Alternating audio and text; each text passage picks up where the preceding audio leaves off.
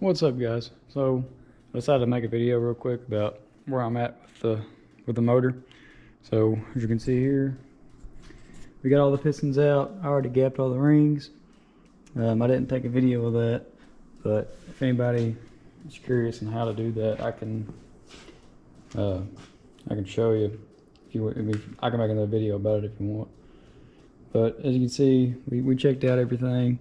So far, everything looks good. The only thing I've seen is in here, we got some gasket material trying to get up in the oil sump. So we're gonna probably take this off and look inside of there and see if we see any gasket material. I don't know if it went in or not. I ain't really seeing anything inside of it, but I don't really know. I'm gonna have to take that off to really know. So I'm gonna do that. And all these journals and everything look good. My fingernail ain't hanging on anything. Everything looks good. See, my pistons are over here. All these bearings look good. I didn't see anything wrong with them. Run my fingernail across those. Everything seemed fine. Don't see any discoloration or anything, so everything looks good. I went ahead and gapped the rings to 30 thousandths. I just use this filler gauge. And now we did gap the bottom rings, or the second rings, to 32 thousandths. So the reason we did that was because supposedly, I don't know if it's true or not, but I went ahead and did it because I figured it ain't gonna hurt nothing.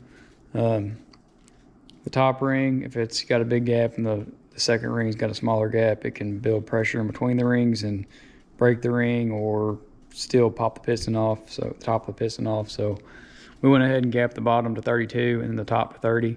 I did notice these rings, I got them from a rebuild kit, and I just ringed this thing like 2 years ago, I believe, when I built this motor, rebuilt it. And the rings were at 15 on the top ring and 16 on the bottom ring. So I mean, if they're doing it from factory, then I guess there is some truth behind it about the top ring and second ring need to both be gapped. But basically we doubled them because it went from 15 to 30 on the top ring and then 16 to 32 on the bottom ring. But yeah, that's where I've been doing. And as you can see here, that's what I've been using to grind my rings down or file them down. I bought one of these little things. I don't really like it too much because it's kind of wobbly, but it worked for what we were doing. I mean, it worked just fine for what I was doing, so I really can't complain too much about it. And every one of them I seen online, all the ones that aren't electric, they were all saying that they all kind of do that. The wheels wobble and everything, and I guess it doesn't really matter too much as long as your rings are flat on the ends. So I just made sure they were all good and they all look good. So I think we'll be fine with that. And I will say that's kind of a long process. It took me about 4 hours to do them, all of them, which I did 16 rings, so about 30 minutes per cylinder. But anyway, I also got something else. The intake came in, so as you can see here, I'll show you real quick a difference. This one has holes in the side for anything you need inside the plenum, like vacuum, either pressure set or boost, like I'm going to be doing. Some stuff on 4 holes in the side right there. Other than that, it looks about the same as my other intake. Scott and Jacob Dunn's. And they come with O-rings and a gasket kit and everything. This is my Hughes. This was from Hughes engines. And they also give you a throttle body. Supposed to be the right back bolt pattern for this, so that way I can put my throttle body on top of that. Yeah, that just came in. It's about $800 though. But I guess with all the other stuff they give you, it really ain't too bad. I mean, it's pretty expensive, but that's the only other option you really have if you're putting an intake on a Magnum, unless you want to get the M1 intake, which if you're doing that, then it's liable to be $1,400 or $1,200 or something like that, because they don't make them anymore, and you're going to have to go buy one off eBay, and people were really upselling them because they're so rare.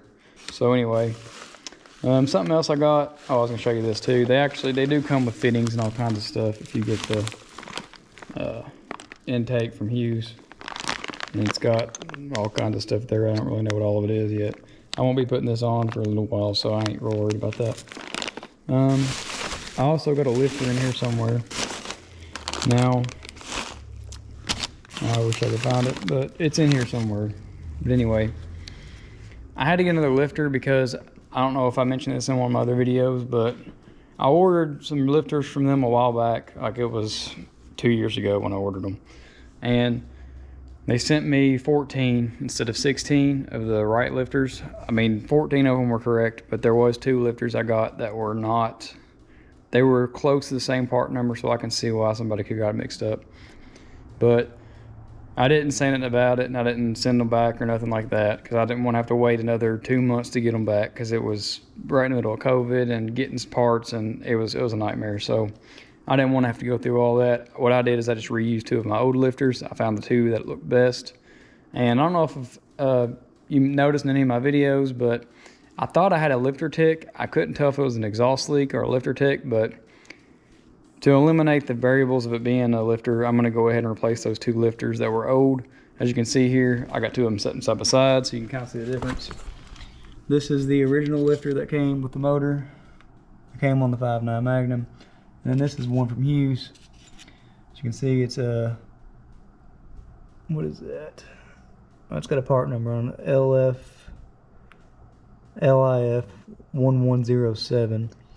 And yeah, that's what that is. But so I do need I already ordered them 2 lifters. And you can see here, this has like a little teardrop shape, and the hole's much bigger on top than this one. It's got like just a hole, and then it's got a smaller hole in the center. I don't know what difference that makes, but anyway, I just want to go ahead and replace them with the right lifters, so them 2 are going to be replaced. That's why when I ordered my intake, I thought I only needed 1 lifter. I forgot that the kit didn't have 2 of them. I thought it was just 1, so I had to end up having to order another lifter. That isn't here yet, so whenever that gets here, then we can start going back together with the engine, and I plan on getting a video of that. But that's all for now. I figured I'd just throw an update out there in case anybody's wondering what's going on with it.